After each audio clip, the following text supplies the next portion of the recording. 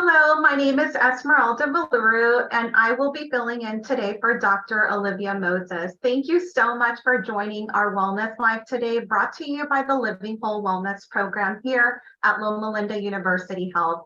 Today we have a wonderful presenter with us, Dr. Andrea Salcedo, who is an assistant professor of gynecology and obstetrics, who will be presenting on the topic of the uterus is an end organ, an important topic on women's health.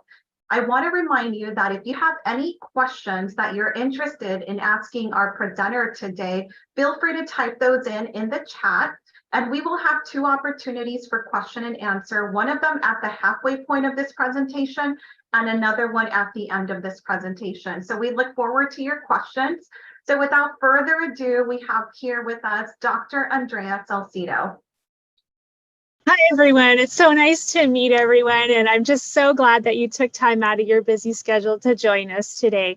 And it is such an honor to be here. I'm going to go ahead and share my screen.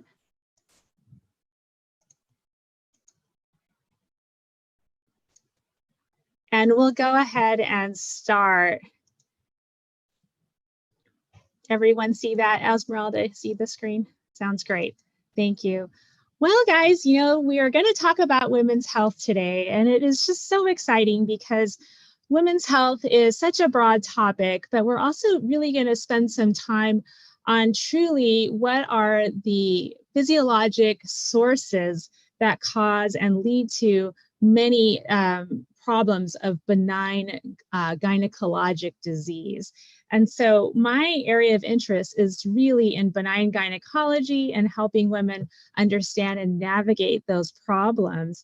I'm a generalist OBGYN here at Loma Linda, and it's just really exciting. And one of the big things that big reasons why I started to look into this area and treat uterine and gynecologic problems as metabolic problems is because so many ladies were just wondering and looking for the why as to maybe their problems in gynecology, irregular bleeding have developed. And so I did a deep dive into the literature, and now it's turned into my research interest, and it's a lot of fun. So I'm so glad that you're here.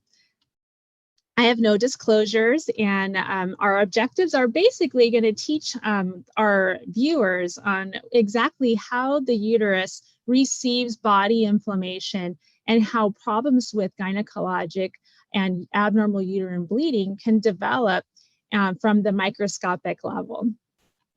So the title of my talk is The Uterus is an End Organ. And a lot of the questions I was getting from so many of the folks that I know in the area are, what is an end organ, Dr. Salcedo? I don't know what that means. And in gynecology, but actually in medicine, and when we go through medical school, we're taught so much about end organ damage as it relates to chronic metabolic disease. And so many of those organs are heart disease and kidney disease and lung issues and cirrhosis.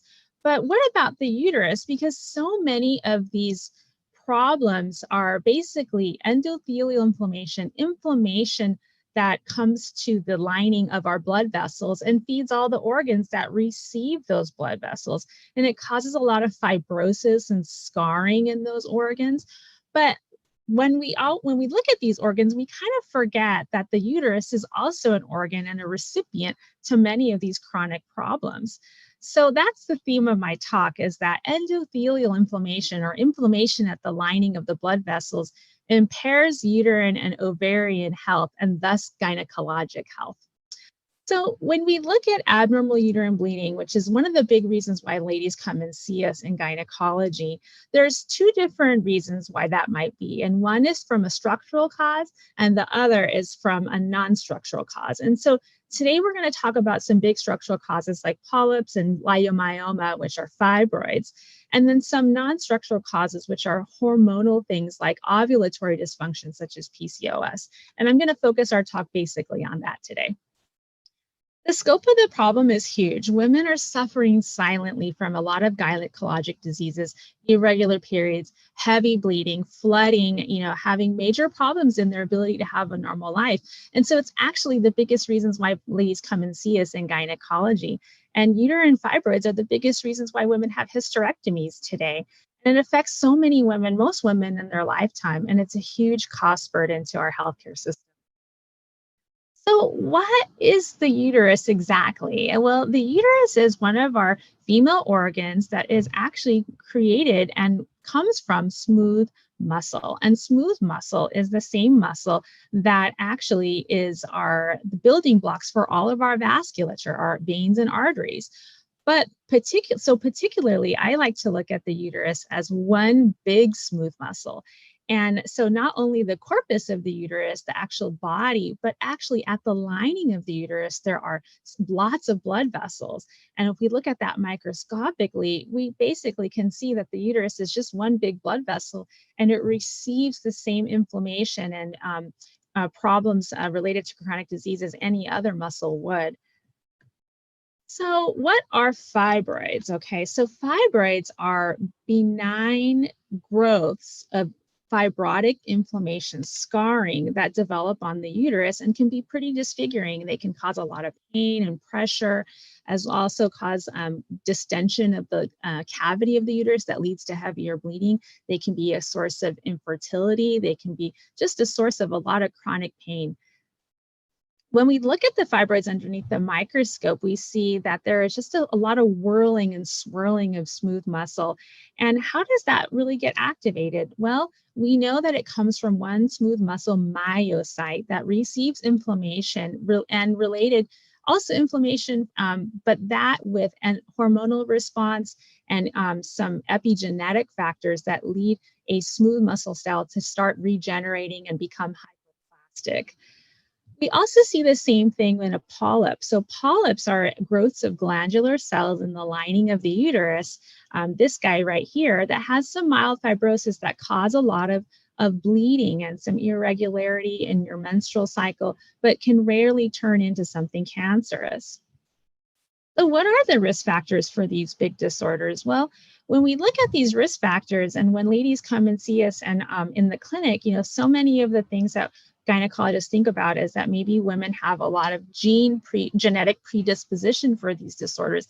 And that's partially true, but the bigger risk factors have to do with a lot of chronic medical disease, hypertension, central adiposity, obesity. If they've ever used tamoxifen, sometimes they think about, is this related to something diet? And so it's really important to kind of get a full picture of what the risk factors are. And all those risk factors are the same risk factors that can lead to chronic medical disease like hypertension and diabetes. And so this is something that I've created, and it's up for publication that looks at it, how fibroids are created. And I'm not going to get into the nitty gritty, but it's basically a single progenitor myocyte that gets activated by various genetic susceptibilities with definite hormonal stimulation and angiogenic factors that become activated and triggered by inflammation in the immune system that lead to fibroids. Now, we've known this for a long time, and actually the really interesting thing is if we look into a deep dive in the literature, the pathology of how fibroids develop, we actually see that the same progenitor myocytes, the cells that actually develop and turn into the fibroids, are actually similar ones to those that cause atherosclerotic disease. And that's really crazy to me to think like, whoa, are fibroids just atherosclerotic disease of the uterus? That kind of blows my mind. And that really, really changes the way that we can approach this and handle this and teach women about how they got there. So the association with uterine fibroids and hypertension, chronic disease, it's been really well established. We've seen this for a really long time, and there's lots of studies that look at that some hypertension and irritation at the lining of the blood vessels will eventually lead to fibroids, and we see that with atherosclerotic disease as well. We see that women who have uterine fibroids are at a much higher risk for cardiovascular disease problems, metabolic syndrome, prediabetes, obesity. So we also see that hypertension, diabetes, obesity activates systemic inflammatory factors and then also stimulates tissue to grow. And that increased hormone load stimulates uterine fibroids and other problems within the lining of the uterus. And so right now, I think this is a really good time to pause and see if there's any questions related to what we've talked about so far. Thank you, Dr. Salcedo. Lots of valuable information. I wish I had my notepad right next to me so I can write all kinds of information, but this is really great. We do have a couple of questions that are coming in. You are kind of focusing here on fibroids. And so the question that we have here is, what are the most common symptoms associated with uterine fibroids? Great question. So a lot of ladies don't know that they have them. And so the data shows that about 70% of Caucasian women, but also 80 or 90% of African American women will develop fibroids in their lifetime.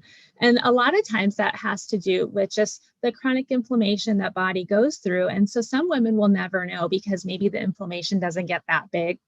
And so it doesn't really impact the size of the uterus. Sometimes we have so many ladies whose fibroids are really small, 1 centimeter, 2 centimeters, not that big. But then other ladies who might have heavy periods or painful periods, or kind of like these bulk symptoms of just feeling really full in their pelvis all the time, constipation, maybe pain with intercourse, those are all kind of signs that someone may have fibroids. And I also want to stress that just because it's present doesn't mean that it might be causing any problems either.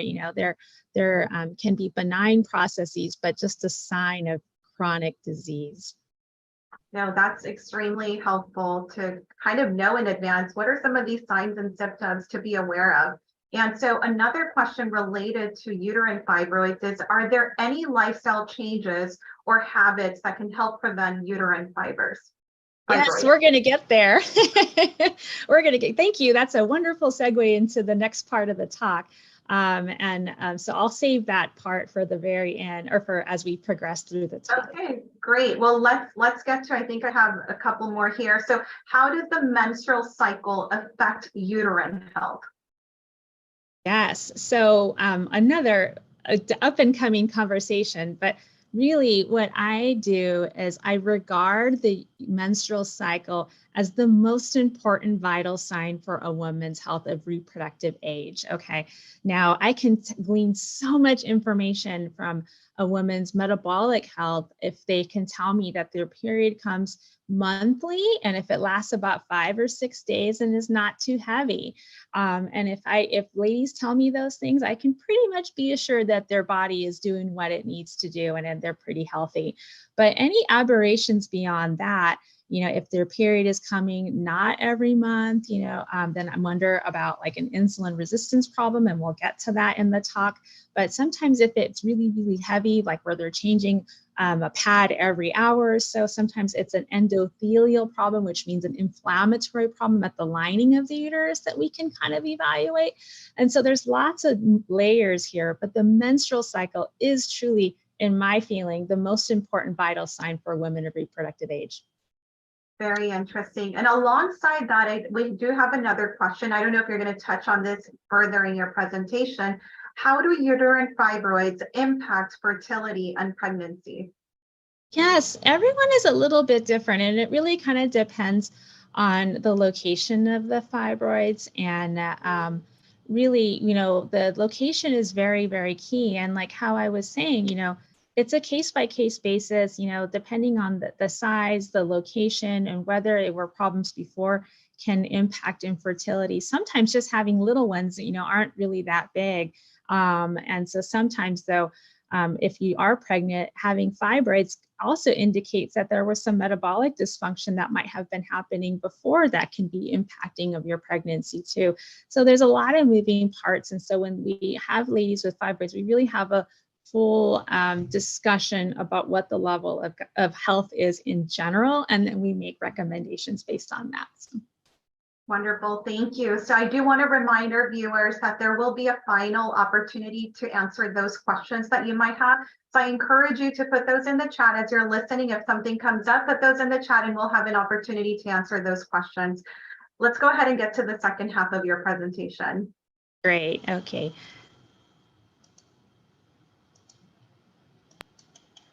Okay, so we'll move on to the next slide. And if any of you have any kind of medical background, you might recognize this slide. And it's actually a slide that describes the menstrual cycle. And so in the beginning of the presentation, we were talking mostly about structural causes, uterine fibroids, endometrial polyps, of abnormal uterine bleeding, and the receipt of inflammation at the blood vessel level, leading to irritation that can precipitate these problems. But the next thing I want to do is talk about the non-structural causes, and those are related to ovulatory function. And so this part of the frame here talks about the female luteinizing and follicle stimulating hormones that change with ovulation. And the bottom of this area here has to do with how the lining of the uterus changes with the ebbs and flows of female hormones. And so the reason why I bring it up is because insulin is one of our metabolic hormones that stabilizes our blood sugar. It comes from the pancreas, but insulin is intimately related with our LH and FSH functioning at the level of the hypothalamus and also at the level of the pituitary gland.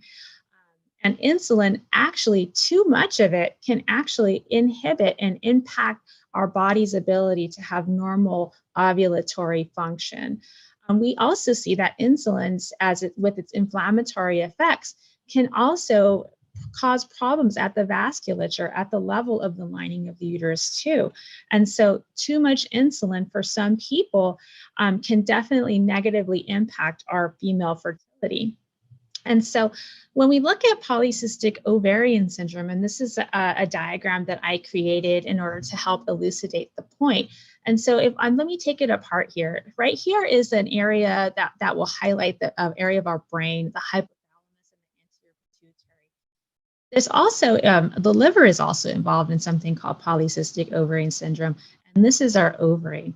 And so what happens in PCOS is if we have excess fructose or glucose, or also oxidative stress, so basically external stressors, and adipocyte hypertrophy, which is a fancy name for, extra fatty tissue, inflamed fatty tissue, can lead to something called insulin resistance, which means our body needs more insulin hormone in order to kind of keep our blood sugar stable. But this insulin causes and directly impacts some of the cells at the ovary, and it actually causes the ovary to increase androgen production, which is the male kind of hormone, something called testosterone. This elevation in androgen will directly impact the liver to decrease a special hormone called sex hormone binding globulin. And that sex hormone binding globulin protein does exactly that. It actually binds all these sex hormones in our body, estrogen, testosterone, progesterone, and it kind of stabilizes them so they don't have such an effect on all of the tissues. But if there's less of that, then there's more free circulating concentrations of androgen or the testosterone-like hormones. And that negatively impacts our hypothalamus from creating the pulses that are needed to cause ovulation. And that also has to do with excess estrogen, because sometimes too much testosterone will turn into estrogen as well and lead to impairment of our ovulatory cycle. And so what we can really do is look at insulin as a stress hormone. And for some reason, if there's too much stress externally going along, it's actually going to protect a woman and stop her ovulation so she doesn't have a baby during a really inopportune time. But over chronic lots of time, it can actually cause a lot of problems. So when I counsel women about their female disorders, that really is a two-hit hypothesis for why benign gynecologic disorders start to occur. Sometimes it's endothelial inflammation, sometimes it's hyperinsulinemia. Just depends on what we have in front of us. Now, what do we in healthcare do? I mean, how can we really help navigate these really serious and delicate concerns that women go through? And what I really want to just stress is that these concerns that women go through are really challenging. They also can sometimes bring about a lot of shame. And it's just, I don't know, whenever ladies come and actually swallow their pride and come and see me in gynecology. It takes so much courage to talk about such an impactful problem that affects women on so many levels. And so that's where I really do feel like we need to consider the menstrual cycle as such a vital sign, an important vital sign for women's health. And regular periods really do indicate normal insulin levels, and heavy menstrual bleeding can really indicate a lot of inflammation at the lining of the uterus, among other issues too. Now, of course, there are other issues that can cause irregular periods, and that's for the doctor and the patient to look at as a team. Sometimes thyroid problems, sometimes other hormones called prolactin, and so it really is a cooperation and a really good evaluation with the doctor and the patient together, learning about what could be problematic with the uterus. But I truly believe, and the data supports, that abnormal uterine bleeding, or AUB, is the first sign of impending cardiovascular disease. And so we really should take it seriously, that it's not just a function of a woman's physiology, oh, her hormones are off. It really is an indication of something that could be going on for her futures. And so a lot of times we order triglycerides in the lipid panel and fasting insulin and liver enzymes. These are all very important parameters and things to look at. And that will help us as healthcare providers to teach women how to start lifestyle approaches early to improve that. And so what are these solutions for gynecologic? And so if we look at it from the physiologic model, carbohydrates increase a lot of insulin. And so sometimes just reducing processed food or too much sugar and stuff will really help things as a whole. Sometimes seed oils are really inflammatory and can damage the blood vessels, or high fructose corn syrup can do those things. So it's important to kind of avoid a lot of those processed foods. But also stress management. We know that stress causes endothelial inflammation. We know that people who have anxiety, depression, and trauma are at an elevated risk if we take out other confounding factors for cardiovascular disease. It really has to do with an activation of immune response that leads to inflammation and fibrosis that leads to these problems.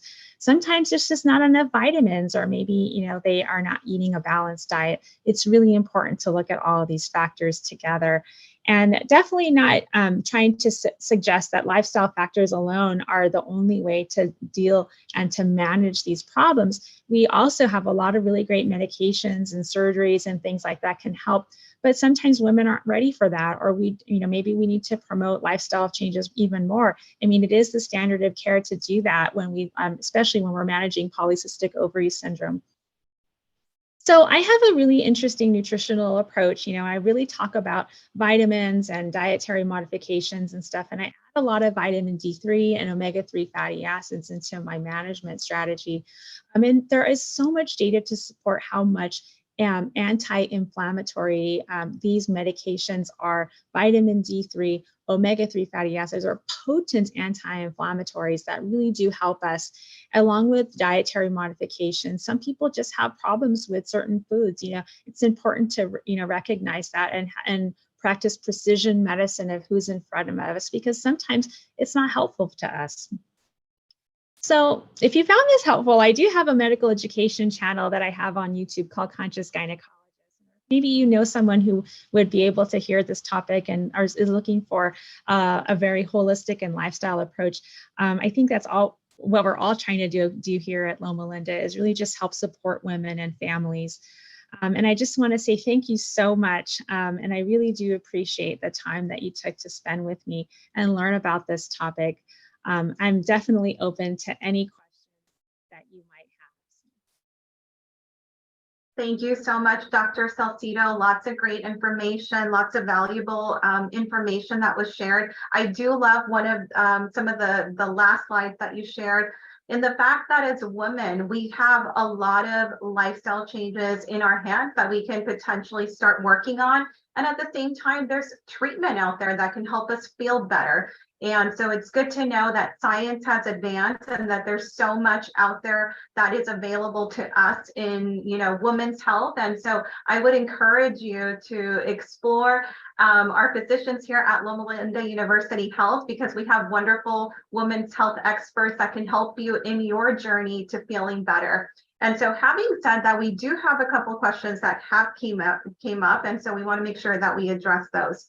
So the first one here that we have here is, how can women monitor their own uterine health, and what are some of the warning signs that may indicate the need for medical attention?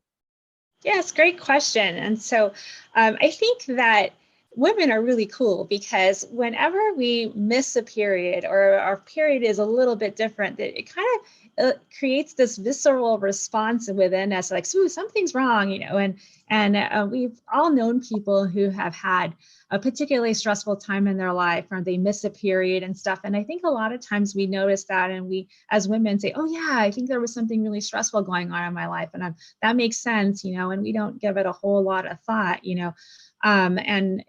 it's actually very physiologic. It's a protective mechanism that if we're going under something really stressful, then our body's going to protect us from actually creating the biologic investment of a pregnancy during an inopportune and not safe time. And so it's really interesting, the biology, but women by and large through the reproductive years should have menses every 21 to 35 days, and the period should last about 5 days approximately, plus or minus, 1 day.